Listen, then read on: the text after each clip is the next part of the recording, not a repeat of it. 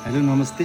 आज म चाहिँ धेरै पछि मेरो भाइलाई भेट्न आएको छु अनि हामी दुईजनाले चाहिँ धेरै पछि पहिलोचोटि सँगै सहकार्य गरेका छौँ। मनका कुरा भन्ने गीत मेरो सबिन भाइको मैले त्यसमा अभिनय गरेको छु अनि मनका कुरा भन्ने गीत छ अनि यो चाहिँ हाम्रो नुजा प्रोडक्सनमा छ अनि यो चाहिँ हाम्रो सबै दाजुभाइहरूले माया गरेर सबैले मिलेर बनाएको प्रोजेक्ट हो।